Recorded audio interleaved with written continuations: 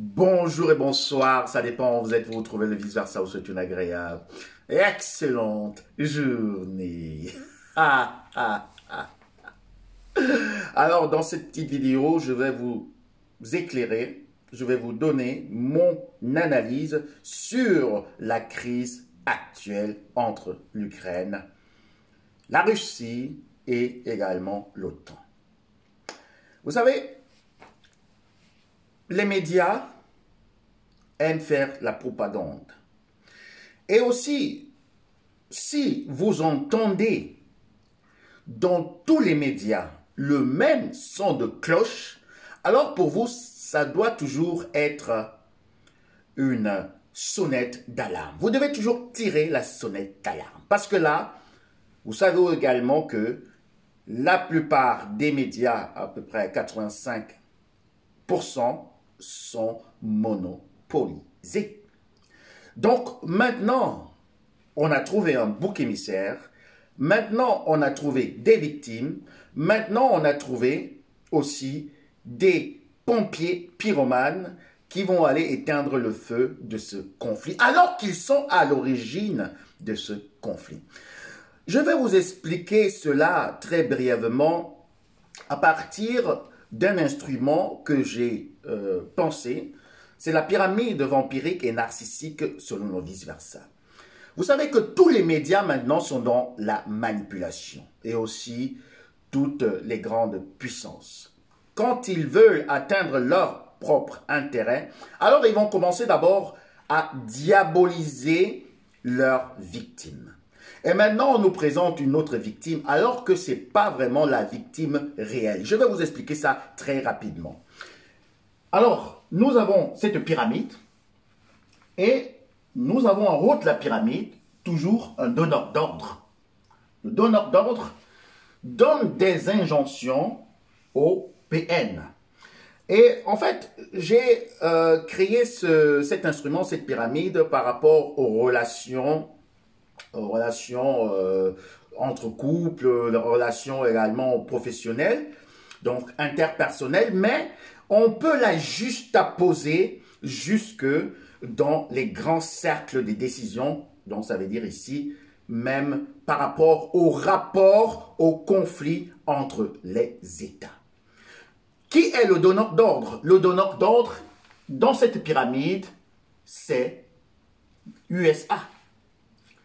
Et qui est le PN? Parce qu'en principe, dans cette pyramide, le PN, ça veut dire le pervers narcissique. Qui est le pervers narcissique? C'est l'Union européenne. Et qui est le complice? C'est l'Ukraine. Alors, qu'est-ce qui se passe? Le donneur d'ordre donne justement des injonctions à qui? Au PN. Pour aller contre qui? Pour aller contre cet individu. Pour aller contre la Russie. Et comme le PN ne peut pas le faire seul, parce que c'est comme ça que ça se passe, hein, selon ce schéma, le pervers narcissique, qui est ici le EU, va chercher un complice. Il va chercher un complice qu'il va envoyer aussi en guerre contre cet État. On va dire ici contre la victime. Parce que ça, c'est la vraie victime. Dans la pyramide vampirique et narcissique, selon le vice-versa, la victime est toujours au centre du triangle. Alors, qu'est-ce qui se passe? Le donneur d'ordre envoie justement des armes, il envoie des armes, parce que c'est ce qu'on a maintenant, il envoie des armes à qui? L'Union européenne. L'Union européenne qui envoie également ses armes à l'Ukraine. Et l'Ukraine va maintenant en bataille contre la victime. Mais il faudrait aussi peut-être que je vous dise quelque chose sur ce personnage. Ce personnage, en fait, a su prendre ses possibilités. Il a su entrevoir ce qu'il se passait parce qu'en fait, c'est lui qui était menacé. C'est lui qui était attaqué. Et pendant les 10, les 20 dernières années, il a pu renouveler son arsenal militaire. Il a pu renouveler sa force de frappe. Et c'est pour cela que toutes ces personnes sont obligées de s'associer contre lui. Alors, il y a un flux qui passe ici, des armes, et de ce côté de l'Ukraine, qu'est-ce qui passe? Il y aura des ressources naturelles qui doivent être livrées ici, et qui vont également faire le tour pour arriver de ce côté. Vous savez, il ne faut jamais laisser de traces. Hein? Donc, nous voyons ici que ce cercle, en fait, ce cercle que vous voyez, c'est la puissance de frappe hein, que la Russie a pu développer toutes ces dernières années, qui lui fait donc pouvoir bloquer toutes les intrusions de ces trois protagonistes sur son territoire. Donc, l'Ukraine est bloquée à ce niveau parce que ça, c'est la force de frappe. Je vais mettre ici force de frappe. Ça, c'est la force de frappe de la Russie. Donc, toutes les petites, je peux dire, les intrusions dans le territoire russe ne peuvent pas se passer parce que justement, ça, ce sont aussi des pays que la Russie a encore pu annexer et aussi ses partenaires, ses alliés dans ce conflit. Et également, le PN, qui n'est que l'Union européenne, va aussi essayer de s'introduire ici, mais il ne peut pas. C'est bloqué. Parce que là, on peut dire que la Russie a le bouton rouge. Et également ici, c'est bloqué. Le donneur d'ordre, de toute manière, veut toujours rester un peu en arrière parce qu'il ne veut pas qu'on sache que c'est lui qui est en train de manigancer tout ce qui est en train de se passer.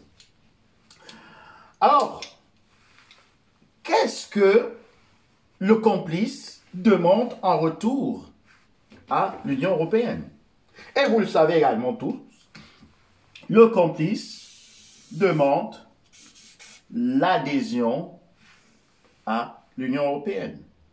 Il veut accéder également, comme on dit en allemand, à ce grosse Bündnis pour pouvoir être protégé. Mais dans ce double jeu de manipulation, c'est un jeu de dupes, je vous dis, et en principe, la pyramide vampirique et narcissique, selon vice-versa, est aussi dynamique. Donc, ce complice va être finalement livré. Il va être exposé. Ce complice va être exposé. Certainement, je peux encore dire dans le conditionnel, il sera certainement exposé par qui? Par Léo. Parce que, tôt ou tard, on va aller aux négociations.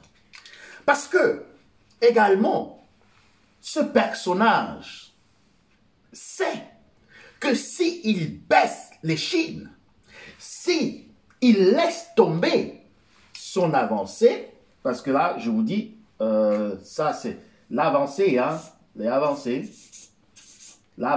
on est en train d'avancer ici, son avancée est forte, hein, son avancée est là, partout, donc, il sait que s'il stoppe cette avancée, alors là, ces murs qu'on a vu là, ces freins, hein, ces zones tampons là, va tomber et il sera envahi. Donc c'est une erreur stratégique qu'il ne peut pas commettre. Il ne peut pas commettre cette erreur.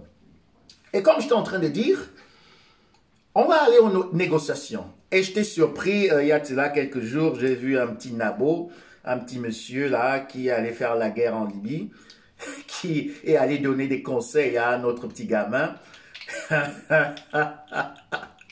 pensant qu'ils peuvent aller, ils peuvent faire plier ce personnage, hein, cette grande nation. Et puis j'étais en train de rire. Il dit la diplomatie ou la guerre, et la guerre ou la diplomatie.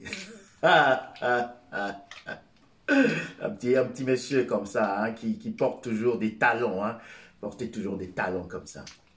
Je sais même pas si s'il est déjà libre pour venir parler devant les médias. Et je ne sais pas aussi si son bracelet a peut-être bipsé, hein, a peut-être signalé comme ça quand il était devant les médias. Parce que là, quand on voit que c'est ce personnage qui va donner des conseils, des stratégies de guerre à un autre petit enfant de la maternelle, alors qu'on voit que j'ai vraiment mal pour ce peuple ami, pour cette nation. Elle était une grande nation, mais maintenant, elle est en train de jouer dans le mauvais camp. Et elle ne peut même pas faire autrement. Parce que même en Afrique, elle est maintenant chassée. Cette nation est maintenant refoulée.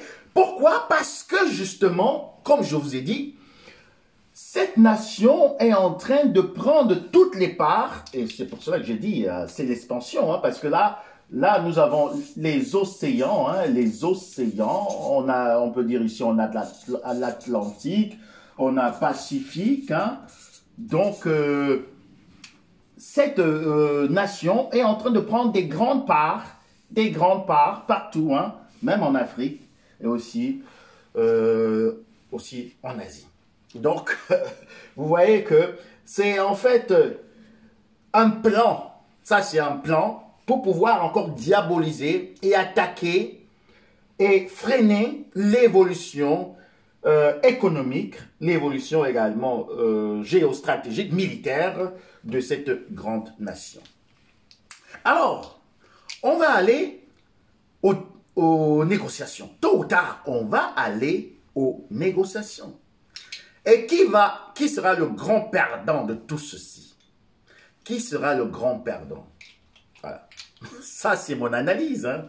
Le grand perdant, ce sera le complice. Le complice sera le grand perdant. Alors, je vais essayer de vite récapituler pour que vous puissiez comprendre. Nous avons dans cette pyramide toujours un donneur d'ordre qu'on a nommé. Nous avons dans cette pyramide un parent narcissique, un PN qu'on a nommé. Nous avons dans cette pyramide zombifique, maléfique, un complice qu'on a nommé. Donc, le donneur d'ordre a motivé ce PN, Léou, hein, pour qu'il puisse sacrifier, hein, parce que c'est le sacrifice. Hein. Voilà, la guerre, c'est jamais bon. Hein, la guerre, c'est jamais bon, mais on sait comment ça se passe. Il faut toujours sacrifier quelqu'un pour pouvoir aussi obtenir quoi? Obtenir des richesses. Et on l'a vu dans tous les autres pays, comment ça s'est toujours passé depuis le Koweït, depuis l'Irak, depuis l'Afghanistan, la Libye, le Mali. On le voit partout. Et je voudrais aussi vous dire que ce pays, hein, le complice, il y a beaucoup de richesses naturelles, autant pour moi. Il y a beaucoup de richesses naturelles. Donc, le PN envoie des armes en souterrain, hein, ça ne se cache même plus. Et c'est comme ça que ça se passe toujours, on envoie des armes. Et après, quand les armes seront en circulation, il faudrait bien envoyer des casques bleus.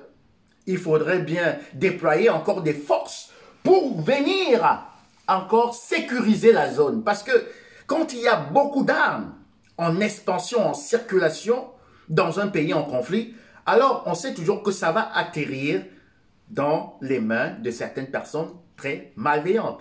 Et il faudra bien venir encore nettoyer tout le bordel. Donc en fait, ces personnes sont en train de jouer toujours le rôle qu'ils ont toujours joué, les pompiers pyromanes.